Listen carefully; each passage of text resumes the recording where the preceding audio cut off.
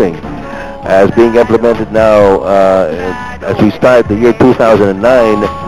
Yung mga elite, yung mga, kumbaga, mga senior dito po sa amateur boxing ay tigatlong round na lang. Dati 4 na round, di ba? Ngayon po ay ginawa ng, binalik na sa 3 round na tigatlong minuto. Ganoon naman talaga dati, di ba? Until they changed it to 4 rounds of 2 minutes. Oo. Pabago-bago ka, hindi ko maintindihan kung ano yung dahilan kung bakit sila nagbabago. But you have 4 rounds of 2 minutes each. That means 8 total minutes of boxing. When you have 3 minutes of 3 rounds each, you've got 1 additional minute of boxing. But less timeouts in a 3-round bout. Okay, si Gala, he's the boy in red against Lontayaw. Ito, hinintay natin yung bell. Here we go, round number 2. Both fighters crouching, ha?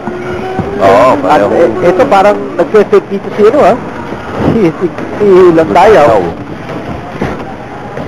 Pero si Edgar Gala is standing pat at hindi nagpapafake. Oo. Pero nagkakatamaan na yung dalawang ito. Oh, nice shot there, right hand. Lontayaw. Coming from Lontayaw. Tumama naman si Gala. Yun ang parating mali nito mga kung may reklamo ka, wag ka basta tatalikod. Delikado yan. And you have to protect yourself at all times. Yeah. Hindi basta hihinto ka na tatalikod. Something wrong with the headgear adjustment. Okay.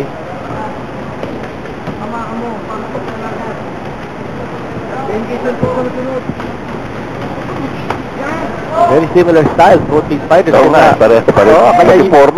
Kaya you don't see too much connection because ito, nagpapalitan lang sila pero hindi naman sila nagkakasakitan. And you know, with the punches exchange, parang tabla-tabla lang. That's right. Hop! Hindi lang pababa.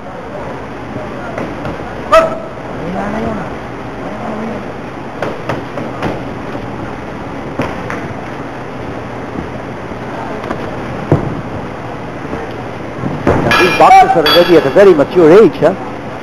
Lontayaw is 18 years old and Gala is 17. At this age, Manny Pacquiao was already a professional. Professional na, lumalaban na sa blow by blow yun. Dahil 16 pa lang yata, nasa professional ranks na si Manny.